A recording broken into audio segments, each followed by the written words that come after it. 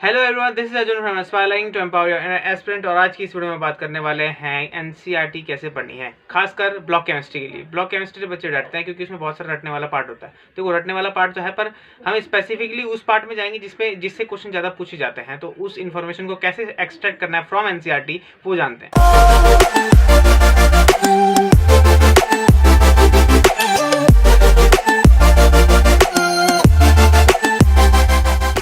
Chapter का नाम तो सबने पढ़ लिया होगा। सीधा जाते हैं अकरेंस पे, जहां से क्वेश्चन आएगा। अकरेंस पे देखो, यहाँ पे अकरेंस पे सोडियम नाइट्रेट का फॉर्मूला दिया है। सोडियम नाइट्रेट का हमें पता है कि NaNO3 होता है, पर इसका जो जनरल नाम है वो होता है चिली सॉल्ट पिटर। चिली सॉल्ट पिटर, इस नाम से क्वेश्चन आ सकता है कि चिली सॉल्ट पिटर का फॉर्मूला बताइए। 4 ऑप्शन दे देंगे, अब देखो चूज करो। तो ये इन्फॉर्मेशन ऐसी है, ये येलो कलर से मैंने मार्क कर रखी है। ये ऐसी इन्फॉर्मेशन है जिन्हें आप पढ़ेंगे तो ज़्यादा बेटर रहेगा, आपकी इन्फॉर्मेशन इनहेंस होगी। और नहीं पढ़ेंगे तो ज़्यादातर क्वेश्चन यहाँ से तो नहीं आता। बस ये एक ब्रीफ है कि अगर क्वेश्चन आ जाता है तो बन जाएगा, अगर नहीं आता तो हम उसे एक बार को छोड़ सकते हैं, क्योंकि और सारे क्वेश्चन भी है हमारे पास। बट ये है कि इन केस अगर आपकी किस्मत खराब होती है, या फिर मैं कहूँगी क्वेश्चन पेपर हार्ड होता है, तो यहाँ से क्वेश्चन बन सकता है। वैसे अकरेंस से कम ही क्वेश्चन आते हैं। अगला देखो, यहाँ पे मैंने और फॉर्मूले दे रखे हैं, और ये जो मार्क कर रखा है, ये येलो कलर से जो मार्क कर रखा है, उनको एक बार देख लेना है बस। ये अगर चैप्टर रिवीजन करते हुए अगर हम अकरेंस को छोड़ भी दें तो क्या ज़्यादा फर्क नहीं पड़ेगा। अगला है टेबल। टेबल सबसे इंपॉर्टेंट पार्ट है पी ब्लॉक केमिस्ट्री, मतलब पी ब्लॉक या फिर कह लो ब्लॉक केमिस्ट्री का। सारी की सारी इन्फॉर्मेशन है जो आप आगे पैराग्राफ में दे रखी होगी। जैसे यहाँ पे देखा इलेक्ट्रॉनिक कॉन्फ़िगरेशन दे रखा है, और एटॉमिक रेडियाई और आयनाइजेशन एंथैल्पी वगैरह दे रखा है। इनका जो पूरा ट्रेंड है ऊपर टेबल में दिया होगा। टेबल में यहाँ पे दे रखा है एटॉमिक नंबर, एटॉमिक मास, से तो बहुत जनरल चीज हो गई। इलेक्ट्रॉनिक कॉन्फ़िगरेशन दे दिया सबका। यहाँ पे आयनाइजेशन एंथैल्पी जो यहाँ पे क्या बोलते हैं थियोरेटिकली बना के दे रखा है, लिख के देखा है, उसका समराइज फॉर्म ऊपर है। तो अगर आपको थ्योरी से पढ़ने से बचना है तो आप टेबल को एनालाइज कीजिए। टेबल को एनालिसिस करने से पता लग जाएगा कि ट्रेंड है। जैसे एग्जांपल के तौर पर यहाँ पे आयनाइजेशन एंथैल्पी को समझता है। आयनाइजेशन एंथैल्पी का जो ट्रेंड है, देखो ऊपर से नीचे जाते वक्त क्या हो रहा है, डिक्रीज हो रहा है। तो यही इन्फॉर्मेशन यहाँ पे दे रखी होगी। यहाँ पे जो होता है साइज घटने बढ़ने से जो लॉजिक वगैरह दे रखा होगा, उससे अपनी आयनाइजेशन एंथैल्पी घटती। तो अगर आपको जल्दी रिविजन करना है और समराइज भी करना है कि इन पैराग्राफ में लिखा क्या होगा, तो आप टेबल पे ज़्यादा नजर मारें, उस पर आपको डायरेक्ट डाटा भी मिलेगा। कभी कभी बोलते हैं कि जो आयनाइजेशन एंथैल्पी का ट्रेंड है वो रेगुलर नहीं है, तो वो उसे भी आप क्या बोलते हैं टेबल में देख के बता सकते हैं। तो टेबल इज मस्ट, और यहाँ पे बहुत सारी टेबल आने वाली है, तो सारी की सारी टेबल मैं बताऊंगा कि वो सारी की सारी टेबल इंपॉर्टेंट है। अगला जाते हैं यहाँ पे केमिकल प्रॉपर्टीज। एक बार को फिजिकल प्रॉपर्टी को छोड़ा जा सकता है, पर केमिकल प्रॉपर्टी को नहीं छोड़ा जा सकता। बहुत इंपॉर्टेंट है। और सबसे पहले जो केमिकल प्रॉपर्टी है वो ऑक्सीडेशन नंबर के बारे में। ऑक्सीडेशन नंबर का जो ट्रेंड है, ऑक्सीडेशन स्टेट ऊपर से नीचे आते हुए घटती है, बढ़ती है। कौन सी ऑक्सीडेशन स्टेट ज़्यादा इंपॉर्टेंट है, मतलब कौन सी ऑक्सीडेशन स्टेट ज़्यादा स्टेबल है। ऊपर के एलिमेंट जो हैं ग्रुप में वो कौन से ऑक्सीडेशन स्टेट पे ज़्यादा रहते हैं, और ऊपर से नीचे जाते वक्त कौन सी ऑक्सीडेशन स्टेट, जैसे एग्जांपल लेते हैं 3+3 ऑक्सीडेशन स्टेट ऊपर से नीचे जाते हुए बढ़ती है। और जो बिस्मिथ वगैरह हैं वो कौन सी ऑक्सीडेशन स्टेट पे ज़्यादा स्टेबल है। मतलब हर एक एलिमेंट का ऑक्सीडेशन स्टेट वाइज जो डिस्क्रिप्शन है वो यहाँ पे पैराग्राफ में दिया होगा, तो वो पढ़ना जरूरी है। तो क्वेश्चन भी पूछा जा सकता है कि कौन सी ऐसा इफेक्ट है जिसकी वजह से +3 ऑक्सीडेशन स्टेट की स्टेबिलिटी बढ़ती है ऊपर से ग्रुप में ऊपर से नीचे जाने के बाद। तो उसका जो रीजन है वही यहाँ ब्रैकेट में देखा है, उसे मैंने हाईलाइट कर रखा है यहाँ पे, due to inert pair effect. Oxidation state से रिलेटेड इन्फॉर्मेशन के बाद हमें जाना है उनकी, जैसे नाइट्रोजन की एनानॉमस प्रॉपर्टीज है। नाइट्रोजन की जो प्रॉपर्टीज है बहुत इंपॉर्टेंट है। जैसे मेल्टिंग पॉइंट हो गया, हाइड्रोजन बॉन्डिंग हो गया, और ये सब साइज छोटे होने की वजह से है। इसका +5 ऑक्सीडेशन स्टेट में ना जाना, ये इसकी डी ऑर्बिटल की ना होने से, ऐसी बहुत सारी इन्फॉर्मेशन है। और ये नाइट्रोजन जो रूम टेम्परेचर पे कम रिएक्टिव होता है, हाई टेम्परेचर पे ज़्यादा रिएक्टिव होता है, ऐसी इन्फॉर्मेशन भी दे रखी होती है। और जैसे एक बार डायरेक्ट क्वेश्चन मेरे ही पेपर में आया था कि जो PP बॉन्ड है और NN बॉन्ड है, सिंगल बॉन्ड की बात कर रहे हैं, इनमें से कौन सा बॉन्ड ज़्यादा स्ट्रॉन्ग है और कौन सा ज़्यादा वीक है, इसमें ट्रेंड पूछा था।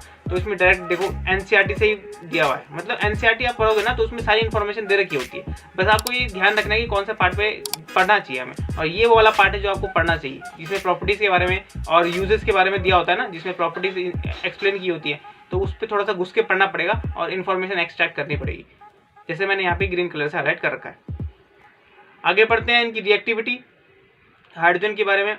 ऊपर तो रिएक्टिविटी देखिए, इसमें जो मेन जो है इनकी हाइड्राइड्स के बारे में है, वो उनके बेसिसिटी के बारे में। बेसिसिटी जो है वो नीचे ग्रीन कलर से मैंने हाईलाइट कर रखा है, वो दे रखी है और उसका रीजन ऊपर दे रखा है। अगर आपको रीजन में इंटरेस्ट है तो इससे क्या होगा, रीजन पढ़ने से थोड़ी सी और इन्फॉर्मेशन बढ़ेगी और क्वेश्चन बनेंगे अगर रीजन के बारे में क्वेश्चन आया। पर ज़्यादातर क्वेश्चन बेसिसिटी के बारे में आता है, क्योंकि एक ही चैप्टर से इतने क्वेश्चन नहीं बना सकते ना ये, पर अगर क्वेश्चन बनाते भी है तो ज़्यादातर बेसिसिटी से बनाएंगे। और बेसिसिटी का जो ट्रेंड है वो एनसीईआरटी ने दे रखा है। फिर दोबारा जो भी क्वेश्चन जेईई में पूछे जाते हैं, खासकर मेंस में, वो डायरेक्ट एनसीईआरटी से ही पिकअप किए जाते हैं। और जो एनसीईआरटी पढ़ चुका होता है ना, वो उसे 10 सेकंड लगता है मात्र क्वेश्चन को लगाने पर, मतलब वो ट्रेंड देखता है बस कौन सा ऑप्शन सही है, टक अलग आगे, मतलब आगे चला जाता है, उसको इतना सोचने की जरूरत नहीं पड़ती। और ये ब्लॉक केमिस्ट्री ऐसी है, बस याद होगा तो बन जाएगा क्वेश्चन, नहीं होगा तो नहीं बन पाएगा, कितना ही सोचो, टाइम वेस्ट होगा। फिर आगे दी हुई है फिर हाइड्रेट्स के लिए इसकी टेबल। अब आगे हाइड्रेट्स की जो प्रॉपर्टीज हैं उसको एनालाइज करने के लिए आप टेबल देख लो, मेल्टिंग पॉइंट, बॉइलिंग पॉइंट, यहाँ पे जो एंगल है वगैरह देखो। अब यहाँ पे जो एंगल के बारे में पूछा जा सकता है, जो यहाँ पे NH3 है, ये हाइब्रिडाइजेशन शो करता है, इसलिए इसका बॉन्ड एंगल 107 है। पर PH3, AH3 और जो आगे के एलिमेंट है इनके हाइड्रेट है वो हाइब्रिडाइजेशन शो नहीं करते, तो जो उनके एंगल होते हैं वो 90 डिग्री के आसपास होते हैं। ये भी इन्फॉर्मेशन याद रखना है। और ये कैसे पता लगेगा, आपने टेबल को एनालिसिस किया। बॉइलिंग पॉइंट और मेल्टिंग पॉइंट NH3 का ज़्यादा है, क्यों है, क्योंकि इसमें हाइड्रोजन बॉन्डिंग है। ये सारी इन्फॉर्मेशन कहाँ है, यहाँ पैराग्राफ में नीचे दे रखी है। आपको यहाँ पे टेबल में क्या करना है, टेबल में अगर आप एक बार चैप्टर पढ़ चुके हैं तो टेबल आपको थोड़ा एनालिसिस दे देगा कि आगे वाले होने वाले चैप्टर्स में आगे जो पैराग्राफ आने वाला है उसमें बात क्या बोली गई है। अगर आप पहली बार पढ़ रहे हैं तो टेबल को पढ़िए और एक बार नीचे जो पैराग्राफ दे रखे हैं उनको भी पढ़िए, क्योंकि नीचे जो पैराग्राफ दिए हैं, टेबल तो हमें डाटा देगा बस, और जो पैराग्राफ हैं वो हमें इन्फॉर्मेशन देंगे कि ये होता क्यों है, क्योंकि कई बार रीजन पे भी क्वेश्चन पूछा जा सकता है। तो रिवीजन के लिए टेबल बहुत इंपॉर्टेंट है, और कह सकते हैं कि एकदम जल्दी से अगर रिवीजन खत्म करना तो टेबल बहुत अच्छे से काम कर सकती है। आगे आते हैं एग्जाम्पल्स। एग्जाम्पल कभी कभी डायरेक्ट पूछे जा सकते हैं, तो एग्जाम्पल पे ध्यान दीजिए। जैसे यहाँ पे, और एग्जाम्पल की जो एक्सप्लेनेशन है ना वो पिछले पैराग्राफ में दे दिए हुए हैं। जो आपने इन्फॉर्मेशन पढ़ी है अभी एनसीईआरटी में पी ब्लॉक में, जैसे पी ब्लॉक का एग्जाम्पल ले रहे हैं, जो अभी आपने इन्फॉर्मेशन पढ़ी होगी पिछले कुछ पैराग्राफ में, उसी से बना के कुछ क्वेश्चन पूछे होंगे। जैसे नाइट्रोजन की +5 ऑक्सीडेशन स्टेट के बारे में पूछा जाता है, तो इसमें रीजन यही है कि इसमें जो वो डी ऑर्बिटल है वो नहीं है और में है। दूसरा एग्जांपल दिया है PH3 का बॉइलिंग पॉइंट लोअर है क्योंकि इसमें हाइड्रोजन बॉन्डिंग नहीं है। ये सारी की सारी इन्फॉर्मेशन पीछे दी हुई है और ये डायरेक्ट क्वेश्चन पूछा जा सकता है। तो ब्लॉक केमिस्ट्री में अब दूसरा पार्ट आता है कंपाउंड्स के बारे में पढ़ना। पहले तो जनरल प्रॉपर्टीज दे दी जाती हैं किसकी, एलिमेंट्स के बारे में जो ग्रुप में है उनकी जनरल प्रॉपर्टी दे देंगे, उनके ऑक्साइड की प्रॉपर्टीज, उनकी जनरल ऑक्सीडेशन स्टेट, हाइड्रोजन वगैरह वगैरह के बारे में दे देंगे। अब हम जाते हैं, जंप करते हैं धीरे धीरे उनके कंपाउंड के बारे में। कंपाउंड में पढ़ना कैसे, डायरेक्ट प्रिपरेशन में जाइए, उनके जो मेथड दिए उनको डिटेल में पढ़िए और ज़्यादातर ध्यान रखिए अपना रिएक्शंस के बारे में। जैसे यहाँ एग्जांपल दिया हुआ है N2 का प्रिपरेशन, N2 का प्रिपरेशन के बारे में दे रखा है यहाँ पे, तो हमें इस पे ध्यान देना है। जो ये रिएक्शन दे हुई है अमोनियम क्लोराइड वाली, इसकी सोडियम नाइट्राइड से रिएक्शन कराते हैं तो नाइट्रोजन गैस निकलती है। कई बार क्या करते हैं बच्चे, गलती कर देते हैं, सब्स्टिट्यूशन रिएक्शन लगा देंगे और कुछ भी प्रोडक्ट बना देंगे। पर डायरेक्ट क्वेश्चन जब देते हैं वो एनसीईआरटी से देते हैं तो साफ साफ लिखा हुआ है नाइट्रोजन गैस निकलेगी, तो फिर इधर उधर क्यों जाना। अब यहाँ पे सोडियम बेरियम एजाइड वाला और यहाँ पे अमोनियम क्रोमेट वाला, ये दो रिएक्शन बहुत ज़्यादा इंपॉर्टेंट है और बहुत बार पूछी गई है, ये भी इंपॉर्टेंट है। और कहाँ से है, एनसीईआरटी से, इधर उधर से कहीं पूछेंगे तो डायरेक्ट एनसीईआरटी से क्वेश्चन आता है। उसके बाद प्रॉपर्टीज तो बहुत इंपॉर्टेंट है, ज़्यादातर जो क्वेश्चन बनता है ब्लॉक केमिस्ट्री से प्रॉपर्टीज से ही बनता है, प्रॉपर्टीज से और अपनी प्रिपरेशन से, इन दो से क्वेश्चन बनना ही बनना।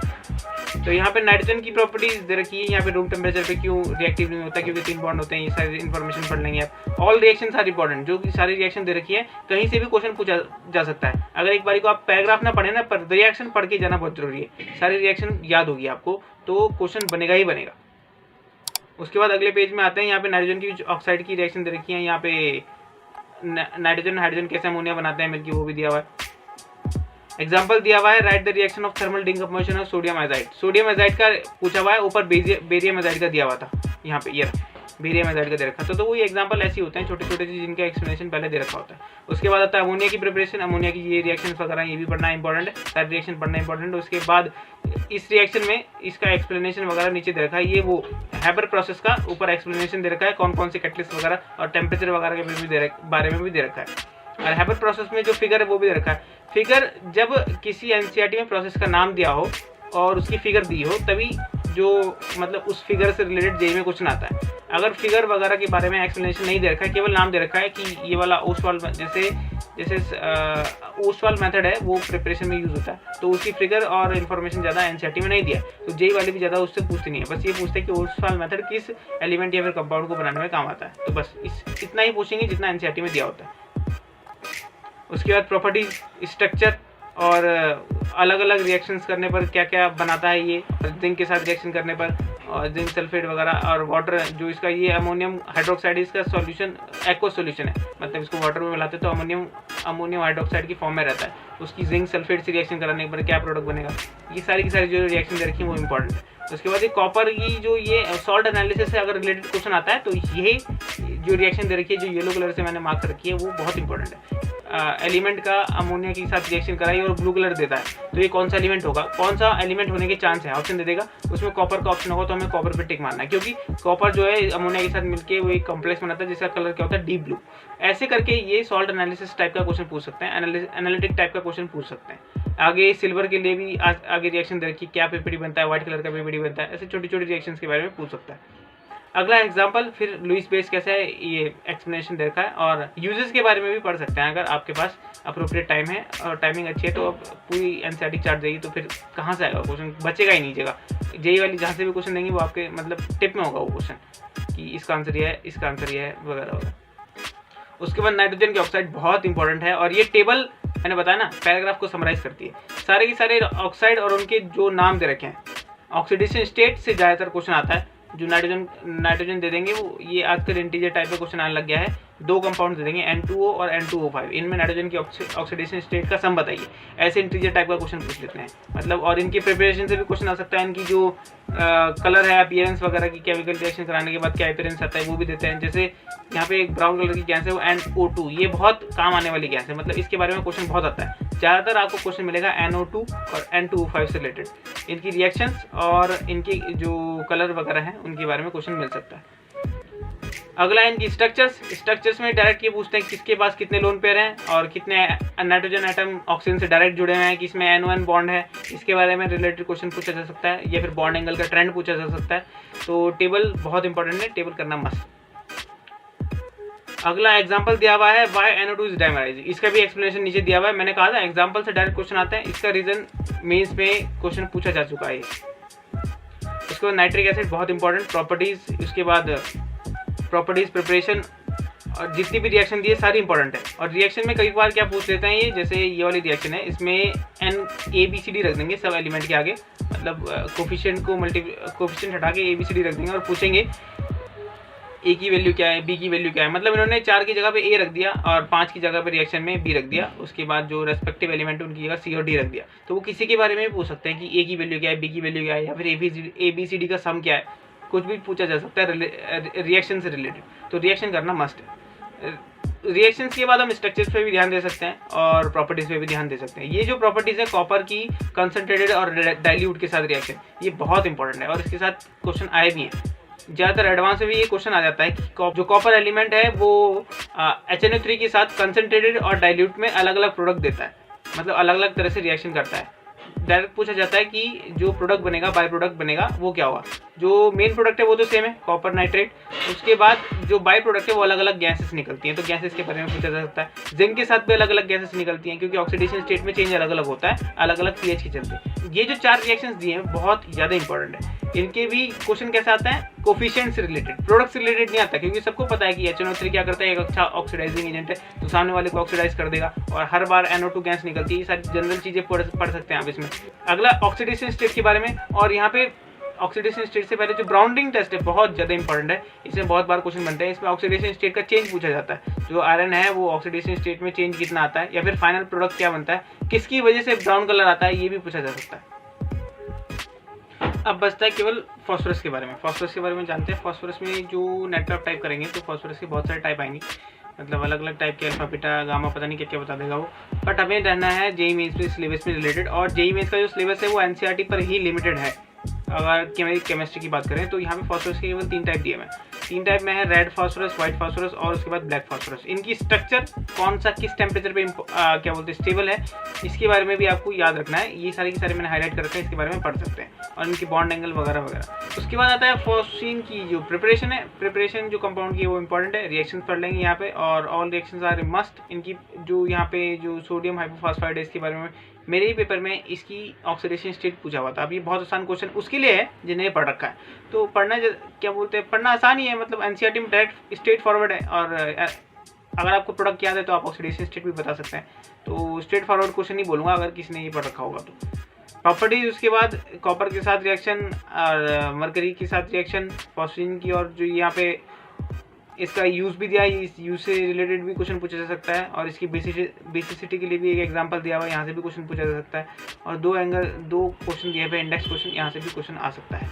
तो ओवरऑल जो मैंने मार्क कर रखा है वो इंपॉर्टेंट है।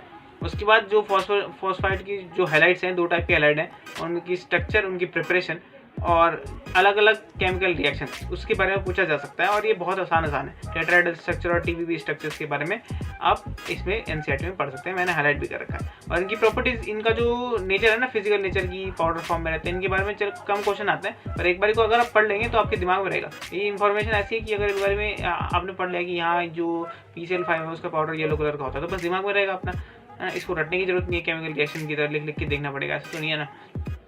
और इसके जो PCl5 है, इसकी टीबीपी स्ट्रक्चर होती है, अलग अलग ऑर्गेनिक रिएक्शंस इसकी जो नीचे दे रखी हैं, बनाने का तरीका, PCl5 अल्कोहल के साथ, एसिड के साथ रिएक्शन करके क्या बनता है, उसके बाद सिल्वर और टिन के साथ रिएक्शन करके क्या आता है, इनसे बाहर का भी क्वेश्चन आता नहीं है। या फिर सिल्वर टिन की जगह पर ऐसा एलिमेंट दे देंगे जो कि जिसकी ऑक्सीडेशन स्टेट या फिर जिसकी वैलेंसी सिल्वर और टिन के बराबर होगी, ऐसे एलिमेंट दे सकते हैं। डायरेक्ट स्ट्रेट फॉरवर्ड क्वेश्चन नहीं पूछेंगे तो एलिमेंट चेंज कर देंगे, सिल्वर की जगह कोई और एलिमेंट कर देंगे, पर जो ओवरऑल प्रोडक्ट बनेगा वो सेम बनता है। उसके बाद ये वे है यहाँ पे फ्यूम्स के बारे में कि क्या बोलते हैं, वाटर के साथ फ्यूम्स की बनता है, एग्जाम्पल है, और ये डायरेक्ट क्वेश्चन आता है यहाँ से भी, और PCl5 की स्ट्रक्चर्स के बारे में। लास्ट पार्ट बचता है वो है फॉस्फोरस के ऑक्सो एसिड। ऑक्सो एसिड के लिए टेबल और स्ट्रक्चर दे रखी है, आपको टेबल में नाम, उनका कॉमन नेम, और जैसे यहाँ पे दिया हुआ है फॉस्फेनिक एसिड, फॉस्फेनिक एसिड के नाम से भी क्वेश्चन आ सकता है, और हाइपोफॉस्फोरस एसिड के नाम से भी आ सकता है। कंफ्यूजन फॉस्फोरस, फॉस्फोरिक और इन सब में रहता है, थोड़ा थोड़ा चेंजेस सब नामों में, तो ये आपको ध्यान से याद करना होगा। इनकी ऑक्सीडेशन के स्टेट, इनकी रेस्पेक्टिव क्या बोलते हैं स्ट्रक्चर्स, कितने कौन से बॉन्ड है इसमें, और इनका यूज और प्रिपरेशन, ये डायरेक्ट क्वेश्चन पूछा जा सकता है। तो केवल P ब्लॉक को अगर तैयार करना है तो टेबल से भी काम चलाया जा सकता है। उसके बाद नीचे इनकी स्ट्रक्चर दे रखी है, कुछ जो इंपॉर्टेंट रिएक्शन है और प्रॉपर्टीज़ के बारे में पूछा जा सकता है। जैसे एग्जांपल के तौर पे मैं बता देता हूँ कि जो सारे ऑक्सो एसिड होते हैं वो ऑक्सीडाइजिंग प्रॉपर्टी नहीं शो करते हैं। कुछ ऑक्सो एसिड ऐसे होते हैं जिसमें हाइड्रोजन होता है, वो डायरेक्ट एटम से जुड़ा हुआ होता है। तो ऐसे जो ऑक्सो एसिड होते हैं वो रिड्यूसिंग प्रॉपर्टी दिखाते हैं अपनी। तो इसके बारे में यहाँ पे जो मैंने इंपॉर्टेंट मार्क कर रखा है ये पैराग्राफ में दिया हुआ है। इसके बाद आगे सोडियम के साथ सिल्वर के साथ रिएक्शन, उसके बाद एग्जांपल। तो ये जो हमारा जो नाइट्रोजन वाला फैमिली का पार्ट था वो खत्म हुआ। इससे अगर समराइज करें कि P ब्लॉक को कैसे, या फिर कोई भी ब्लॉक केमिस्ट्री वाला पार्ट है इसको कैसे पढ़ना है, तो आप पहले ही हिट कीजिए टेबल्स को। टेबल्स में सारा डाटा दिया होगा, उसको एनालाइज कीजिए। उसमें आपको जो आगे आने वाले पैराग्राफ है उनका ब्रीफ आइडिया तो लग ही जाएगा कि ये पैराग्राफ बोलने वाला है, जैसे ये पैराग्राफ क्या बताने वाले हैं। जैसे आयनाइजेशन का एग्जांपल लेते हैं, आयनाइजेशन में मान लीजिए वो जो टेबल में नंबर दिए हैं वो लगातार डिक्रीज हो रहा है, तो आपको पता लग जाएगा कि आने वाला पैराग्राफ क्या बोलने वाला है आयनाइजेशन एंथैल्पी का। तो ट्रेंड के बारे में पता लग जाएगा, जो हाइड्रोजन बॉन्डिंग है और बॉइलिंग पॉइंट, इन सर के आप जो ट्रेंड है ना वो याद करके रखेंगे तो ज़्यादा इंपॉर्टेंट है। कई बार क्वेश्चन डायरेक्ट टेबल से आता है, डाटा दिया होगा उसको थ्योरेटिकल पूछ लेंगे। तो रिएक्शंस और उनकी प्रॉपर्टीज़ और टेबल, ये 3 चीज़ें आपको पढ़नी ही हैं चैप्टर में, तब जाके वो चैप्टर मान सकते हैं कि सॉलिड हो चुका है। अगर उससे क्वेश्चन आएंगे तो हमारे क्वेश्चन डेफिनेटली